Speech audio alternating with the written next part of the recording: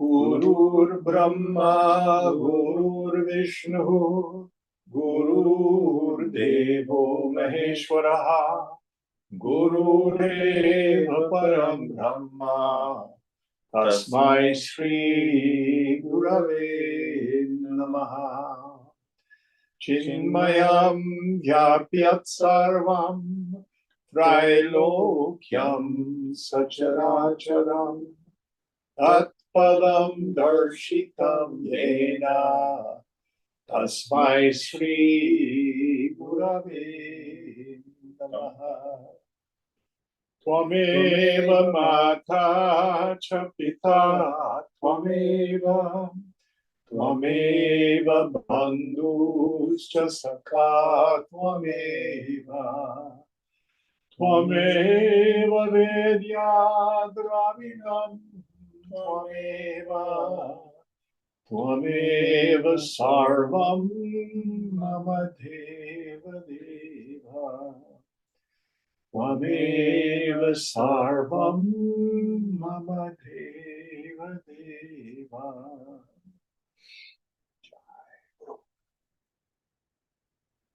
Om Sahana Bhavatu Sahana Bhunaktu Sahaviryam Karavavahai Tejasvinavadhitamastu ma vidvishavahai. Om Shanti Shanti Shanti.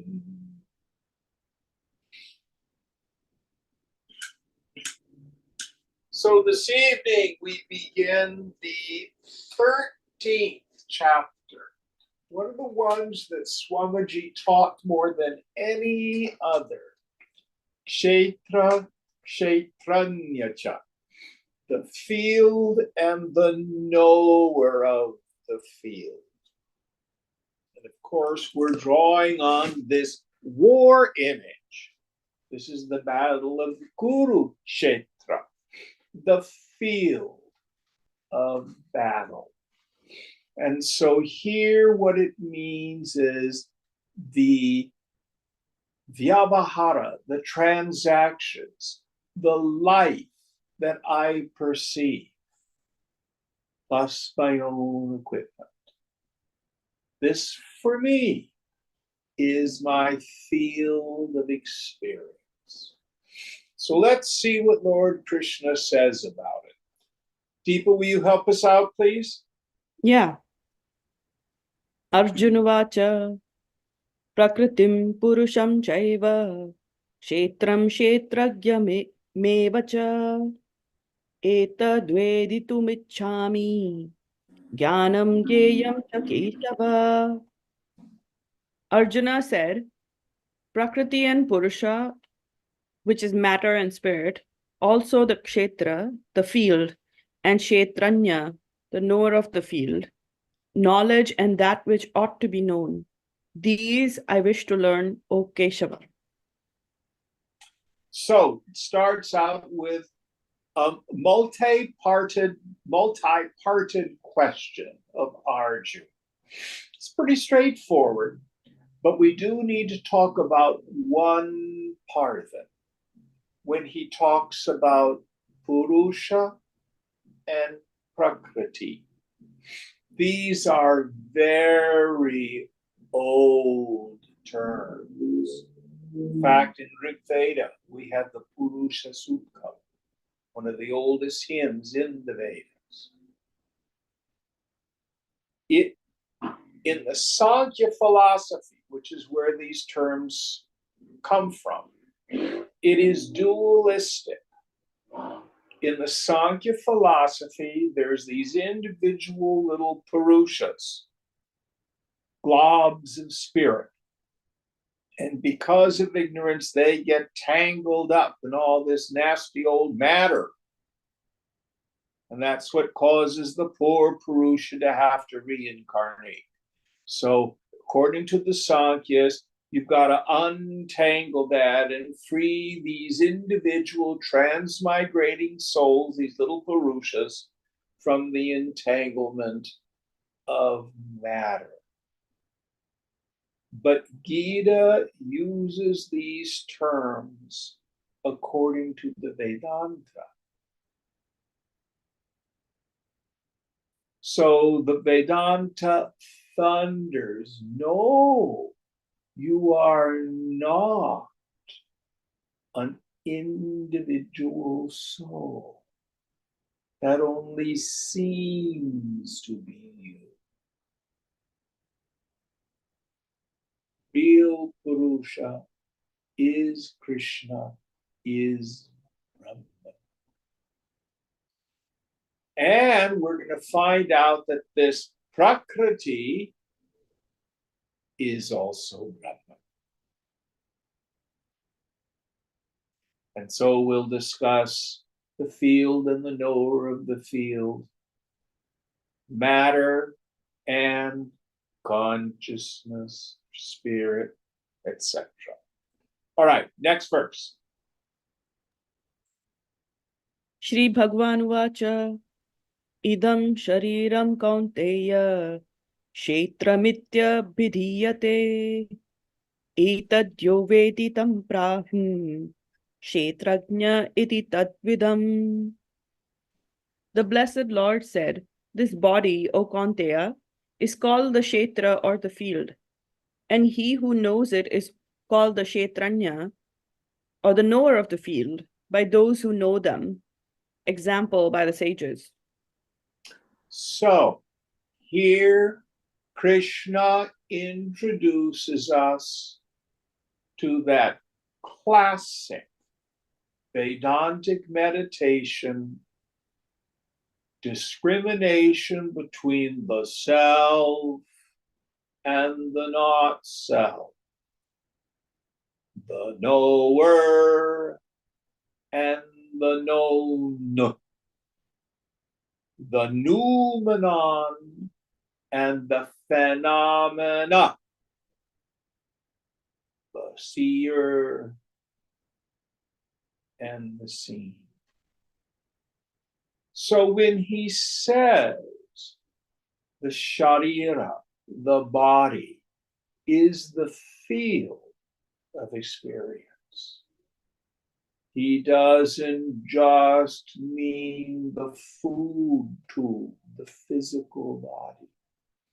He means our whole equipment, the physical body and the subtle body. And who is the knower of the field? I am ever the witness. I know all my sense perceptions. I know the body itself. I know the prana. I know the feelings in the mind. I know the thoughts.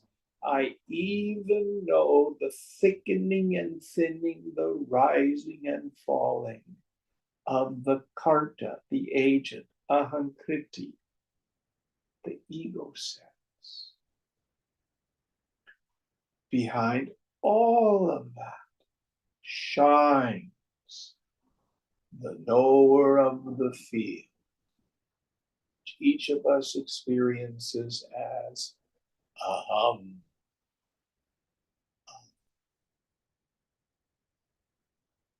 The individual I, like the Sankhya's thing, thin the mind, introvert the attentive faculty.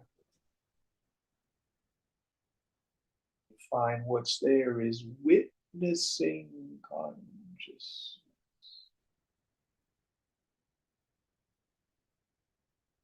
And the scriptures thunder. I am Atma Brahma. This self is Brahman, not this self is a part of Brahman.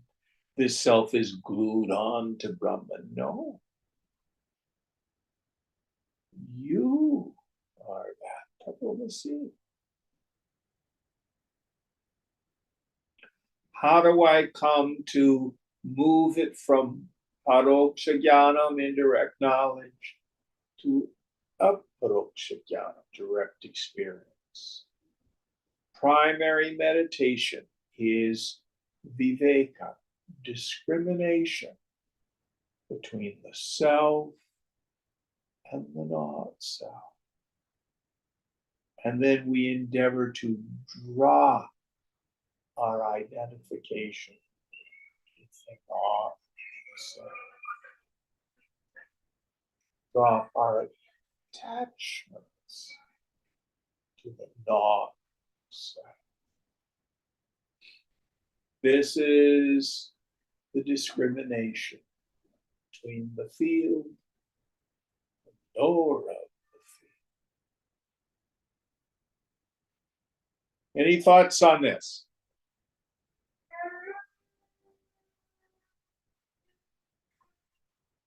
Who hears the siren? I do. Are you a siren? No. You're the one who knows the sound of the siren.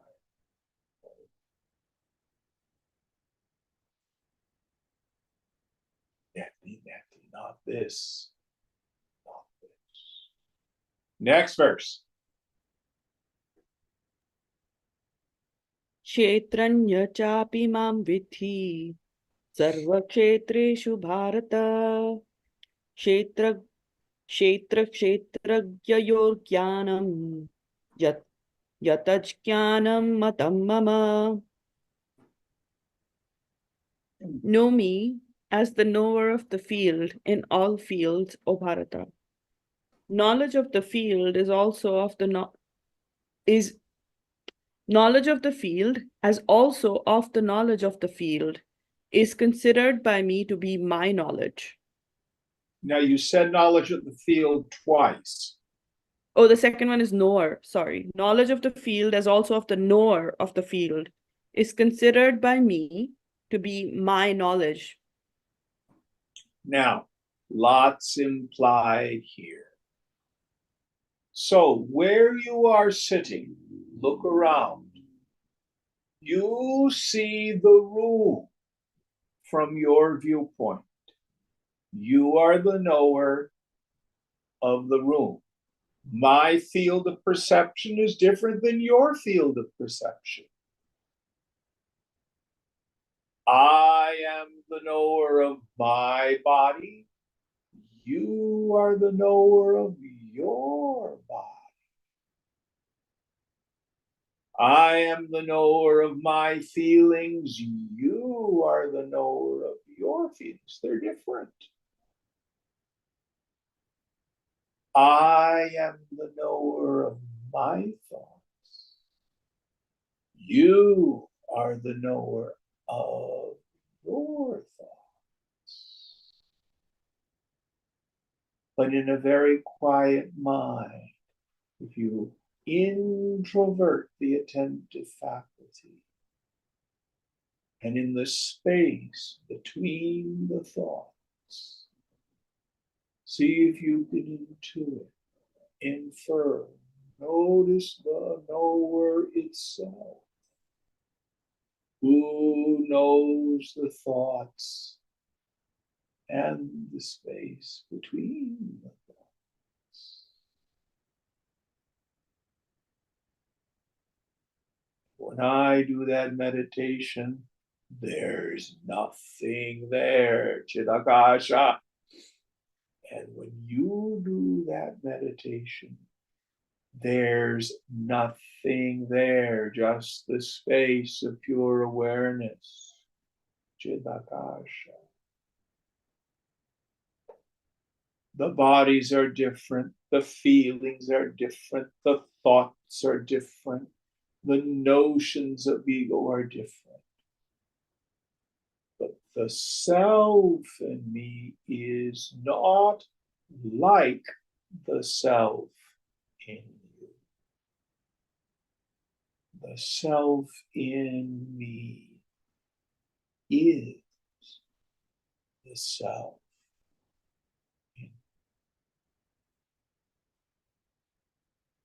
That is who Krishna is. Meaning that is Brahman. What is Brahman? Prajnanam Brahman. Brahman is consciousness.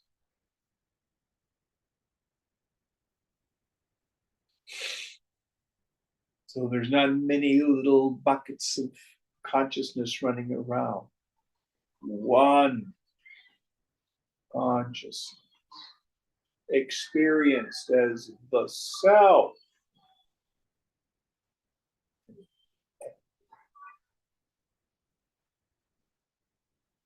Know Brahman, Krishna, to be the knower of the field.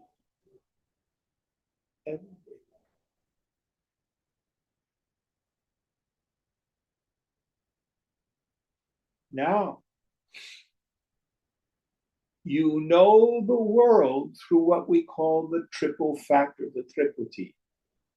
I, Jim, through seeing, know the table. I, Jim, through hearing, know the sound of the traffic.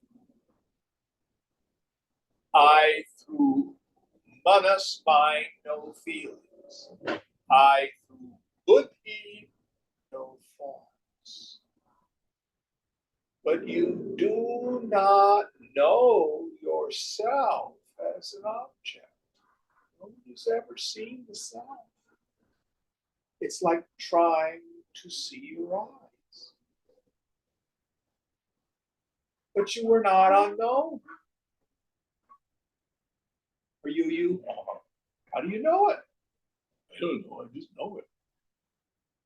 You do not see, hear, taste, touch, smell, or think yourself.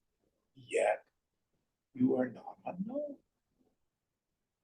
Do not know yourself as an object. You're not going to be in meditation. There's the self which is my body. No.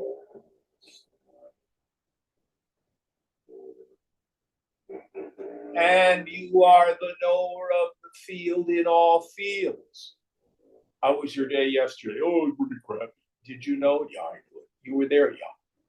How was today? Oh, much better. I had the day off. I just kind of lazed away. Who knew it? I knew it. Here you are listening to Gita. Who knows this? I do. You are the knower of the field in all experiences. The experiences change. The phenomenal situations change, your feelings change, your thoughts change. But the knower of the field is nitya. It's eternal. Achalam. It never moves or changes. Always there. All right, next verse. Tachetram yash Takshetram yacca yadrikcha yadvikari yatascha yat sacha yo yat prabhavascha tatsamasena me shrunu. What that field is, of what nature it is, what are its modifications, whence it is, and also who he is and what his powers are. These hear from me in brief. So now Lord Krishna is going to describe the field itself and all its dimensions. Let's see what he says. Going on.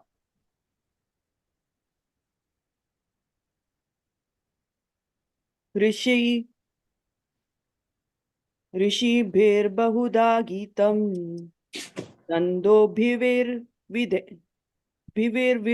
पृथक् ब्रह्मसूत्रपदैश्चैव hetumadbhirvinishchitaihi. Rishis have sung about the field and the knower of the field in many ways, in various distinctive chants, and also in the suggestive words indicative of Brahman, full of reason and decision.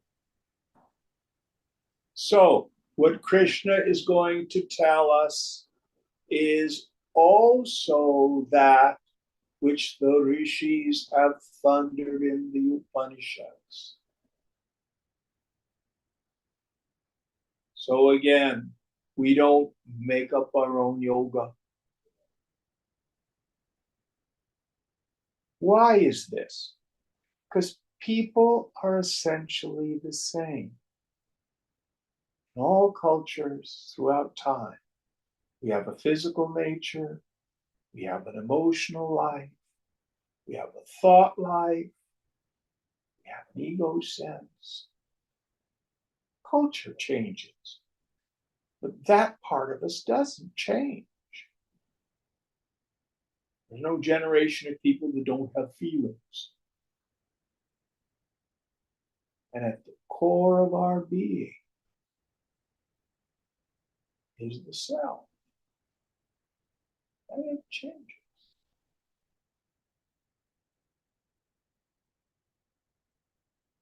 That's why this is called the Sanatana Dharma, the ancient wisdom. Because people haven't changed much. Changes are all surface. So now he's going to tell us in brief, going on. So there's two verses together. Mahabhu- महाभूतान्यहंकारो बुद्धिर्व्यक्तमेव च इन्द्रियाणि दशैकं च पञ्चचेन्द्रिययोगचरा पञ्चचेन्द्रियगोचराः इच्छा द्वेष सुखं दुःखं संघातश्वेतनाधृतिः एतत् क्षेत्रं समासेन सविकारमुदाहृतम्. The great elements, egoism, intellect, and also the unmanifested, Mula Prakriti, the 10 senses, and the one, the mind, and the 5 objects of the senses, desire, hatred, pleasure, pain, aggregate body, intelligence, fortitude. This kshetra has been thus briefly described with these modifications. So there's implications. There's a word that will imply a whole range of things. So let's start from the top of this list. Mahabhutani, the great elements, earth, air, fire, water, and space, or akasha. Now, I used to struggle with this because I thought it was just bad science. You know, earth is not an element. Carbon is an element. Helium is an element. Hydrogen is an element. But it's all linked with the Vedantic, the yogic notion of perception. So the example I like to use, Vinayak and I are sitting here in my living room. We look at the coffee table. What's the coffee table made of? Wood. What's wood made of? Cellulose. What is cellulose made of? Well, largely carbon. But if I were dreaming that I was here in my living room seeing my wooden coffee table, would the coffee table be really made of wood? It's related to seeability, hearability, tasteability, touchability, smellability in some combination. And those sense perceptions are related to the 5 elements: earth, the ancients would plow a field and you could smell the newly turned earth. Earth is associated with smellability. Air. You're out walking in the mountains and the wind touches your skin. So air is associated with touch and feel. Fire. That's associated with seeing. I can see the fire. So the fact that I can see the table is its fire element, not that it's burning up. Subtler than that. Water. Water you can taste. So water is the element that's associated with the sense of taste. Ether or space or akasha, sound occurs in space. So space is the element that governs hearability.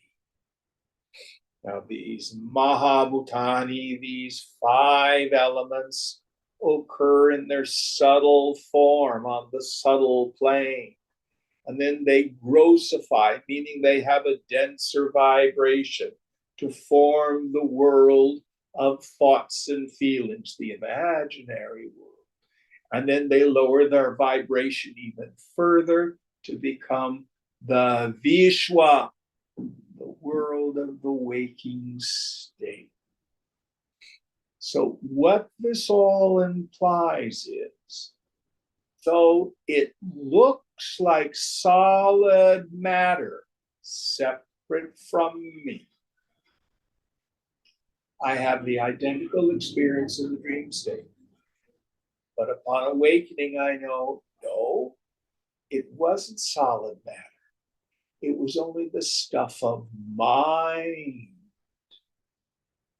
Seeability, hearability, tasteability, touchability, smellability, appearing as an external world of name and form, the dream body, and the thoughts and feelings inside.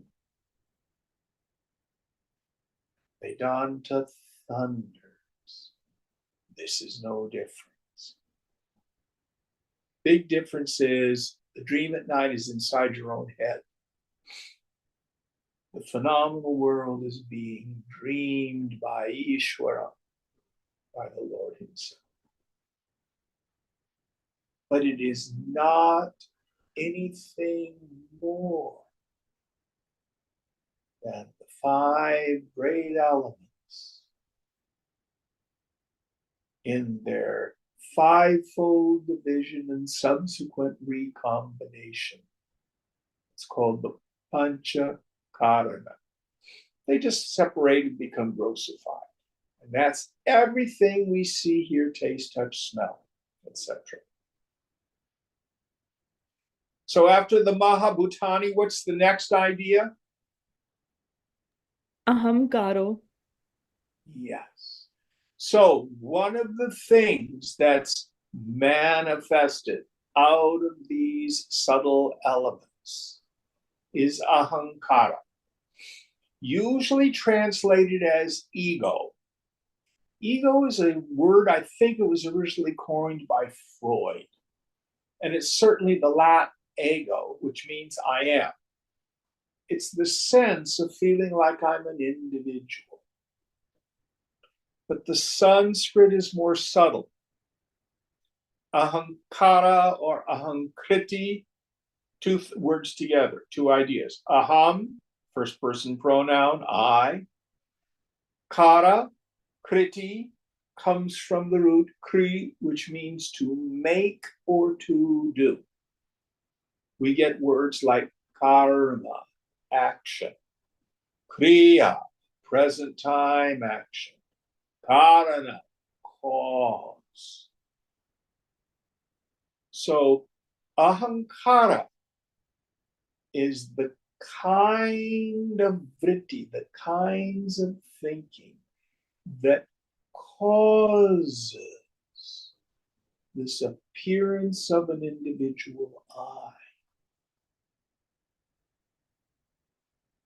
One of the most classic images, both Buddhism and yoga, is the sun or the moon is in the sky, and there are 100 bowls of water, and you look in the 100 bowls and you see 100 suns or 100 moons. Are there 100 moons in the bowls of water? No. What you have there is Chandra Jaya, a reflected moon, a shadow moon caught in the water. So it seems like I'm Jim, he's Vinayak, you're Mark, Deepa, Sheila, etc. Doesn't mean that there's a different self. This ahankara. I like to use the word jiva bhavana, the deeply rooted belief that I'm a person. We get words like chit chaya, the shadow caught in consciousness. Chid abhasa, the reflection in consciousness. Many, many different words to talk about. But this ahamkriti is an event, not a thing. It comes into apparent existence with the flow of the mind, thinking, I, me, mine thoughts. That's all it is. It's not an entity. It's not solid. And all our efforts to protect, defend, bolster, justify, improve, in the end are never successful. Because it's like trying to sweep your shadow or dress it up. It's a phony self. It's not a real self. And most importantly, it is an object of awareness. Anybody get triggered this past week? Did you not see it? No. How could they have done that to me? Did you see that kind of thinking and feeling happen?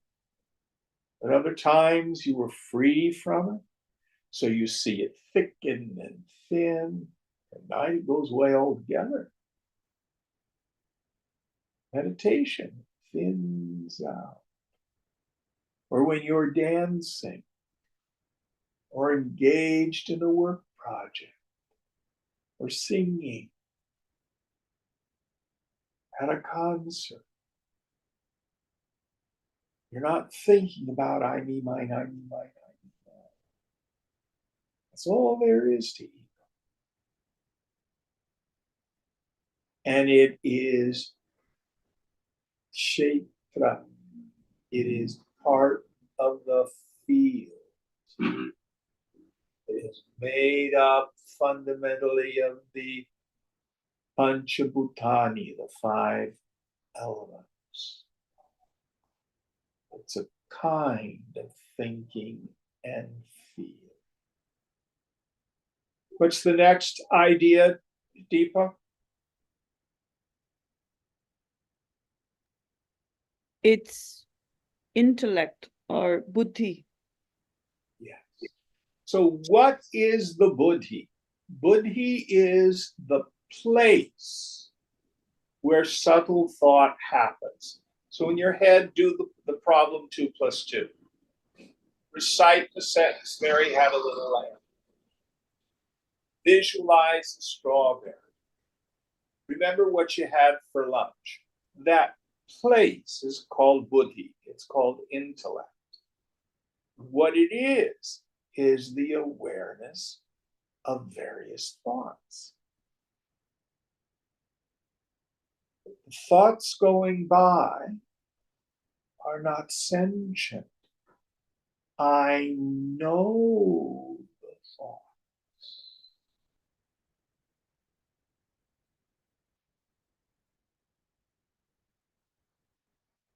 Be they virtuous or vicious. Be they good or bad.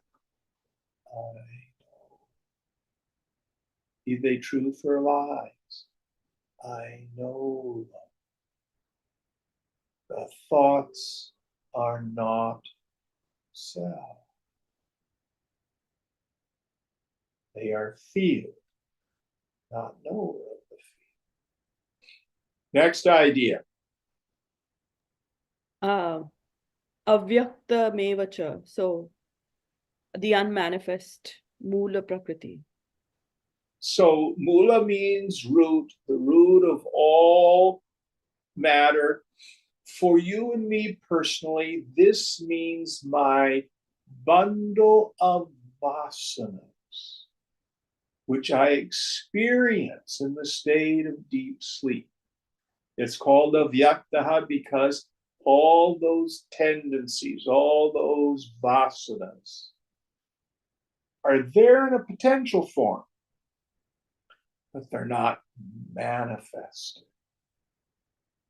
Wake up in the morning and then they sprout, just like the root of a plant finally pops up above the ground and you see the shoot, and then finally it's a tree with branches and leaves and all the whole craziness. But it starts as a seed or a root, a mula. So in deep sleep is the root, the cause of everything. It also has the name Karana Sharira. Macrocosmically, the total vasana is known as Ishvara. Ishvara comes, we translate it as the Lord, he who rules everything. But the name comes from the root ichiti, which is to wish or to will or to intend. It's the total vasana. But it's unmanifest. It then becomes the cause of all manifestation. Macrocosmically, the whole universe comes out of it. Microcosmically, personally, it's my bundle of vasanas, brewed over lifetimes, which then manifest first as ignorance. I think I'm a person. Then I got issues. I got stuff to do in order to be happy. Next idea. The 10 senses. And we've talked about their relationship with the 5 elements. In yoga, we don't have just 5 senses. We have 10. We have 5 organs of knowledge, the buddhindriyas, or sometimes called jnanendriyas. And we have 5 organs of action, called the karmendriyas. So the 5 organs of knowledge are eyes, ears, nose, tongue, and skin. Data in, information in. The 5 karmendriyas, organs of action, hands, feet, tongue, anus, and genitals. Energy out. 5 organs of action, energy out, hands, feet, tongue, anus, and genitals. 5 organs of knowledge, data in, information in, eyes, ears, nose, tongue, and skin. All of those are not self. They are prakriti, just nature. They are the Ch.13, the field of experience. They are inert. Next idea. The mind. Manas. So what's the difference between mind and intellect? Manas is where we have judgment, values, desires, aversions, where we have emotions with motion, where feelings take place. It's a grosser dimension. But whatever I'm feeling, be it joy, sorrow, boredom, happiness, anger, lust, I am the knower of the feelings. Feelings change all the time. The way I like to explain it, just simply, so there I am at the beach, and I look out, and on the horizon I see something white, direct perception. Then the intellect comes in and tries to determine the suchness, the thatness of it. Is it a buoy? Is it a ship? Is it a sailboat? What is it?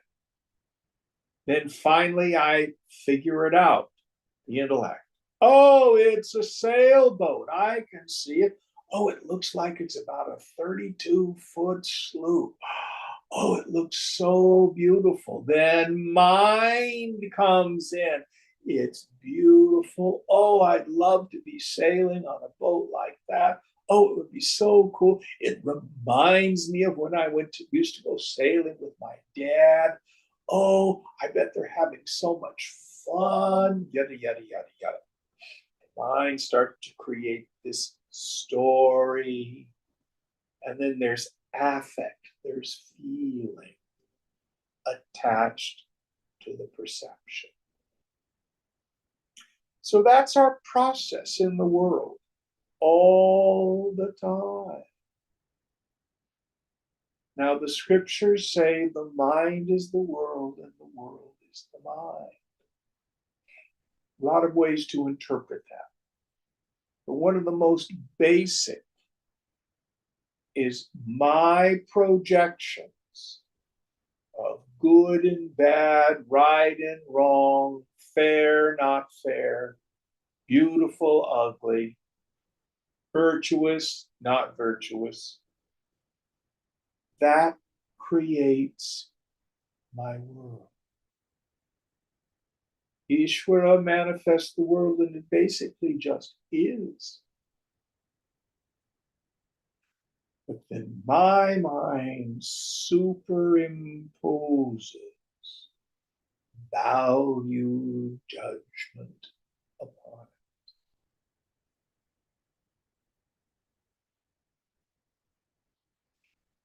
Such is the mind. Very powerful.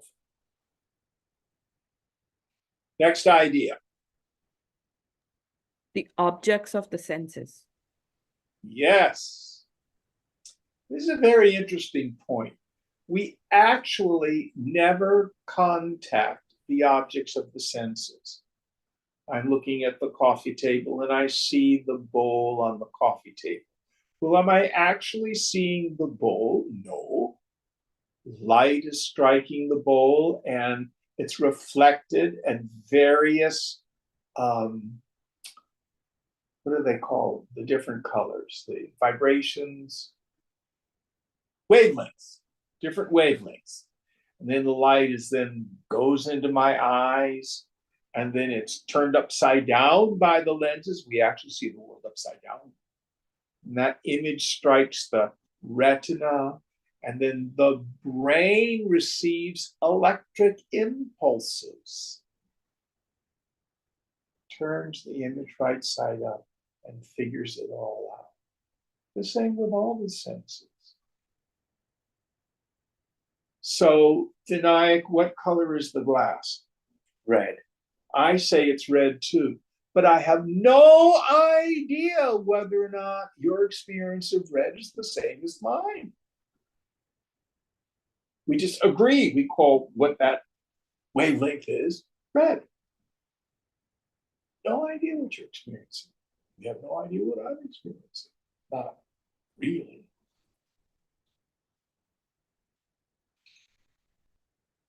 Very mysterious. So all the phenomenal objects of the senses are part of Prakriti, nature. Kshetra, the field of experience. Next idea.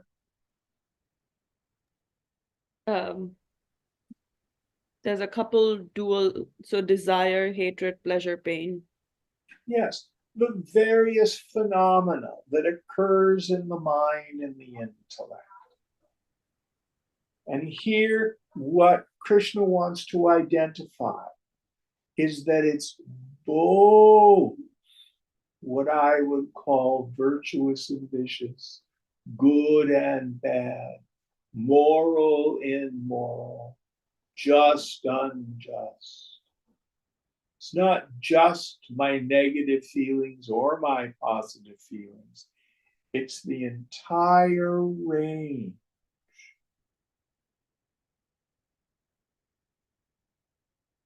And let me give you a big secret.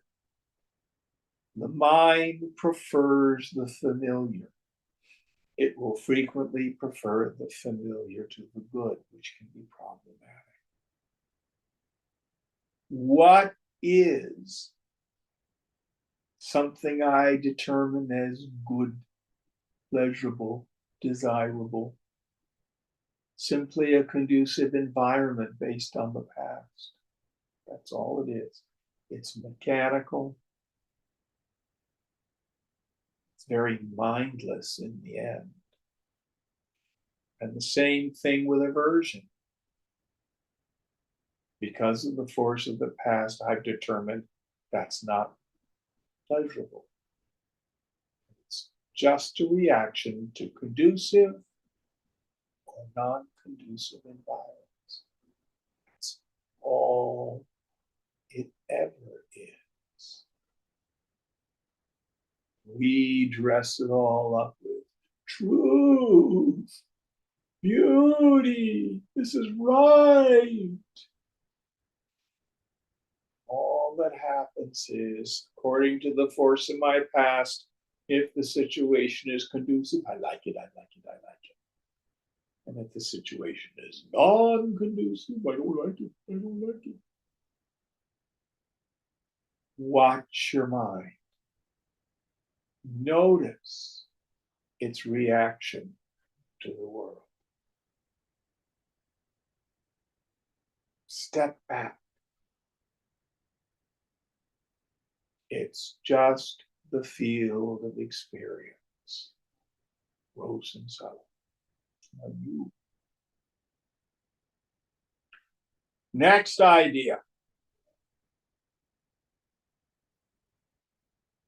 The aggregate body. And here, the body is all coordinated together. So it's my body, my feelings, my thoughts, my memories, my perceptions. So there's an aggregate. And in the subtle intellect, there's a function called karta, the agent, which coordinates all that. Some people, that function is broken.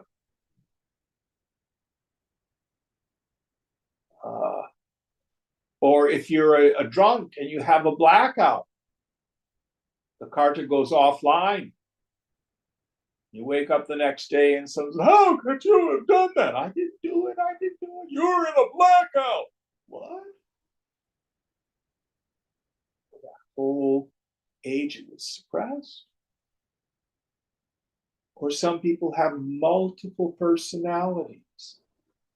So it feels like different persons are doing different things. Or schizophrenia. Most of us have an internal dialogue. Oh gosh, I've got to remember to take this medicine tonight before I go to bed. I've got to remember to call so and so in the morning. Internal dialogue. But for a schizophrenic, that dialogue gets externalized and they hear voices. You or I may have the thought, oh, that was so stupid. Why did I do that?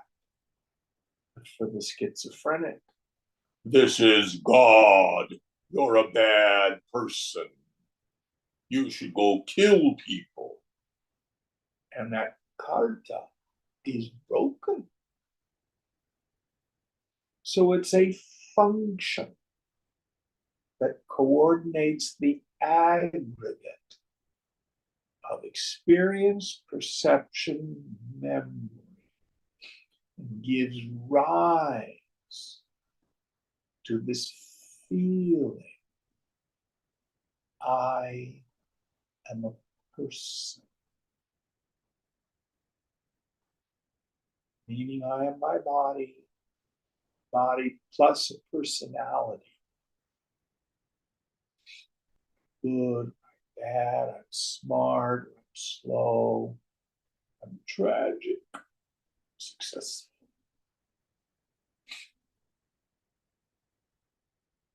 Next idea.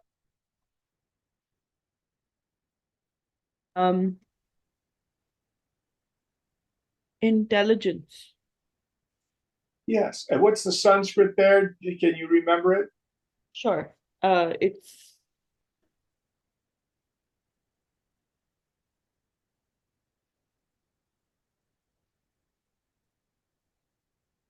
Chetana. Chaitana? Yeah. Chaitana, intelligence. So here it means the stuff of the mind itself and all the data it has acquired. The things you know. You're a physicist, you've studied physics. That's in your head. You know it. That's part of your intelligence. You're a musician, you've studied music. That's in your head.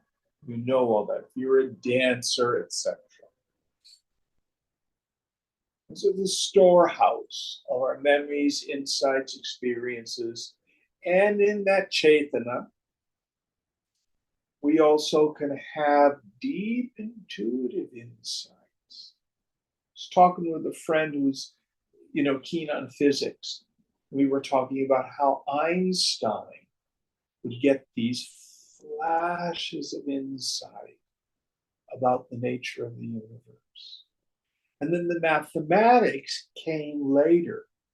He would try to prove what his intuition had revealed with the mathematics. Didn't start with the math. It's a way to try to prove his intuitive insight. It's very much a mystic. All that is Chaitanya. All right, next idea.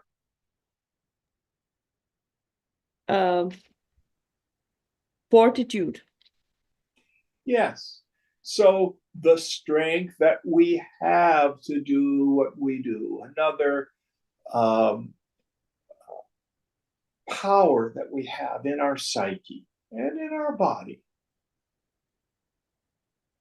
And fortitude as opposed to weakness, weakness is also feel, but so's the fortitude. I am not a steadfast person with fortitude. I am the knower of that quality in the head and the body. And that's a catch-all for all other ideas of self. Next one. It just goes on to say, the Kshetra has been thus briefly described with its modifications. Yes. By briefly here, it means these are just examples. It means the entire range of perception, sensation, feelings, thoughts. If it is knowable as an object of cognition, it is not self, it is kshetra, field of experience. All right, next verse. So the next 4 or 5 verses are just a list of attributes that describe a person of knowledge, I think. Go for it. Okay, so one shloka at a time. Ama, However, Swamiji divides it, it doesn't matter to me. oh, they're solo. They're not joined, but I read ahead. Amanitva madambhitva mahimsa shrantirarjavam acharyopasanam shaucham sthairyam vinigraha. Humility, unpretentiousness, non-injury, forgiveness, uprightness, service to the teacher, purity, steadfastness, self-control. So these are qualities that we can cultivate. Listen carefully.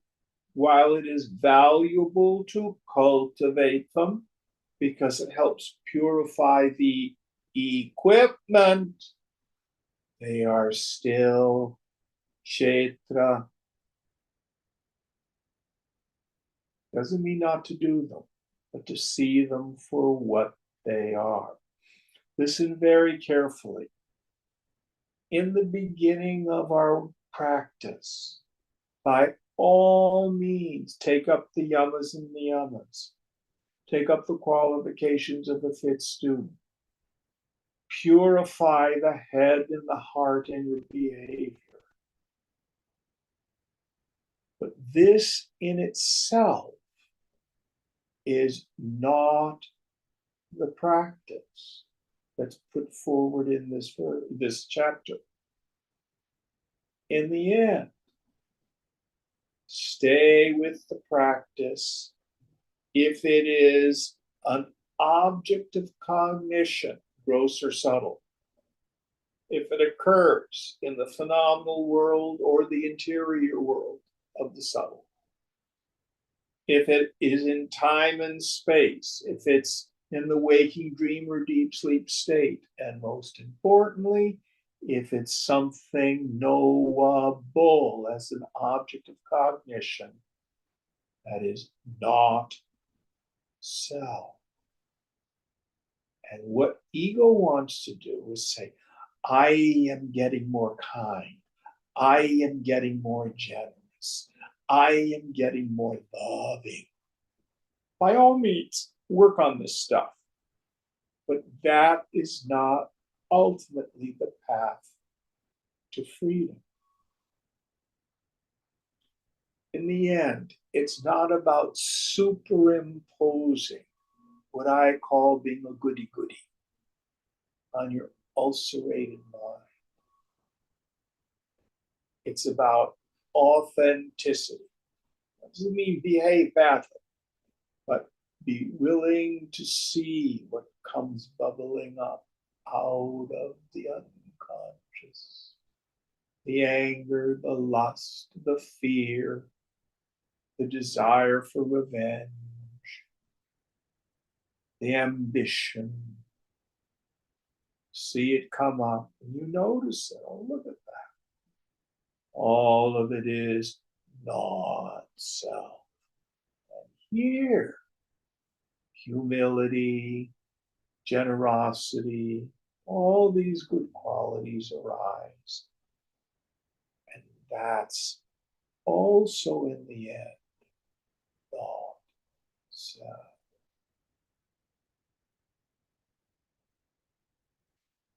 The cultivation of these qualities is preparatory to the deeper practices of Atman, Anatman Vivechanam, the discrimination between the self and the non-self. Next verse. Indriyartheshu vairagyam nahamkaram evacha janma mrityu jara vyadhi dukkha doshanudarshanam. Indifference to the objects of the senses and also absence of egoism, perception of or reflection upon evils in birth, death, old age, sickness, and pain. So here, these are the things we want to be mindful of. Let's go through the list one by one. What's the first one? Indifference to the objects of the senses. Yes. What I want to do is become very familiar with what I call the pleasure principle, not what the psychologists call it. What does it feel like to want something I don't have? It takes three forms: raga, dvesha, bhaya. Raga, I want something I don't have. Dvesha, I want to get rid of something I don't like. Bhaya, I'm afraid I'm going to lose what I have. It sucks. And yoga says there's no other suffering. When I get what I want, desire and object of desire become one. And for a moment, the unbearable tyranny of kama is abated. Yoga says, why don't you try striking at the root of the problem? Practice letting go of the craving rather than all the work it takes to satisfy every desire.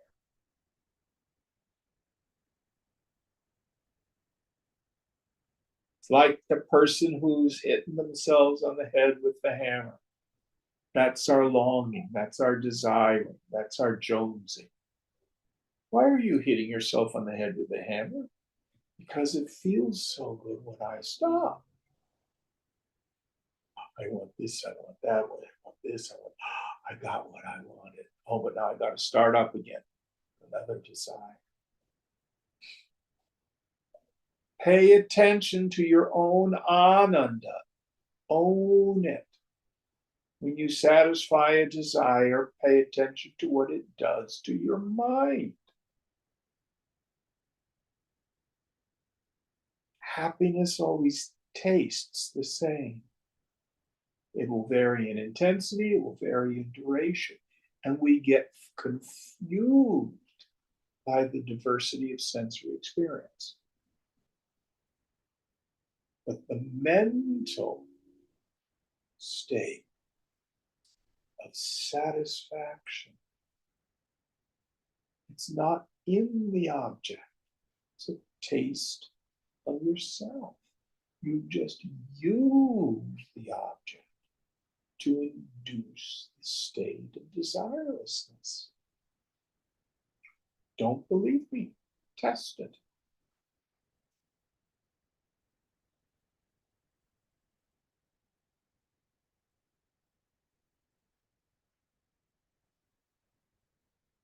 All right, next verse.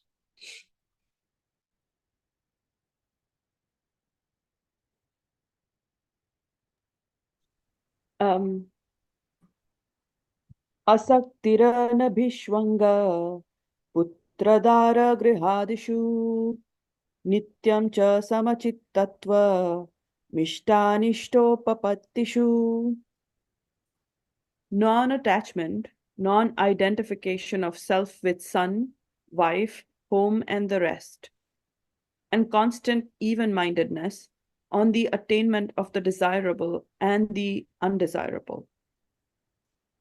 So now again, he's beginning to subtleize it, and he talks about what are the qualities of a person who knows themselves as this partless Brahman. And we're no longer attached to the world. We're no longer caught up in the bondage of relationships. I know who I am. I know what the world is. And I'm at peace because of it. These are the fruits of the person who has come to have direct experience of the knower of the field. Next verse.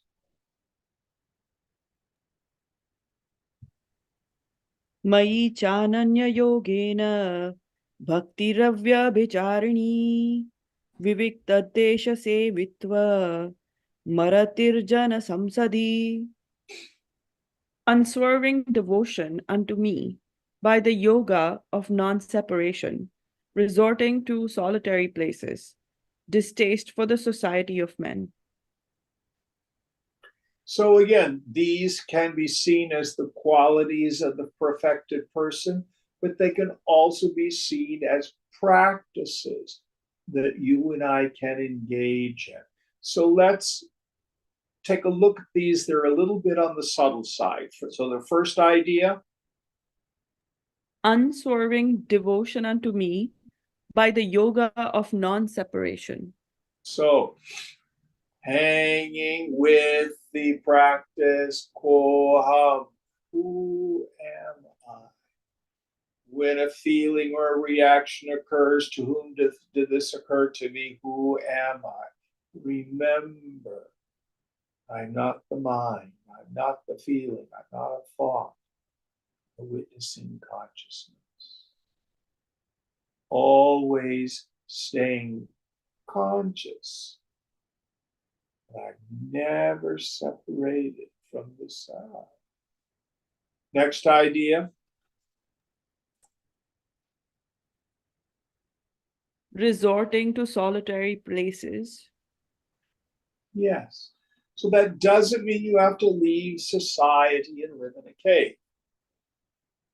But it's probably useful to give up superfluous extroversions in the world.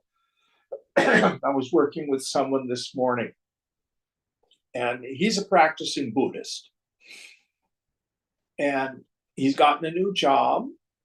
He works in biotech, really smart scientist. He started a new job with a new company, but he happens to have just come back from a Buddhist meditation retreat. It's pretty clear, it's pretty quiet. Friday, they had happy hour at work. Nothing wrong with it. But as he's endeavoring to be socially appropriate and interacting with his new colleagues, nice people, he's so, excuse me, aware of the fundamental difference in values.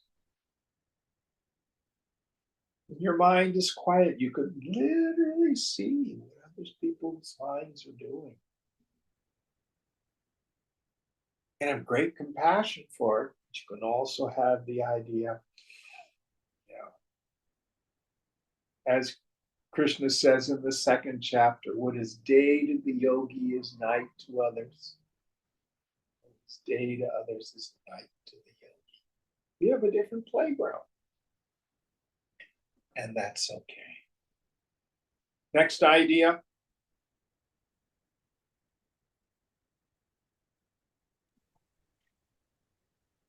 Distaste for the society of men. Yes. So not it's a little bit harsh. I would say people who are not compulsive about being out with people with FOMO, meaning, attention, approval. Some people just live for that. So you've got to be willing to be comfortable in your solitude to do your yoga. Next idea. That's the end of the verse. Okay, so I think we'll quit with this one. What verse are we on for next week? To start at 12. We'll start with 12. All right. Om Purnamada Purnamidam Purnat Purnamudachyate Purnasya Purnamadaya Purnameva Vashishyate. Om Shanti Shanti Shanti. Hari Om Sri Guru Pyo Namaha. Hari Om.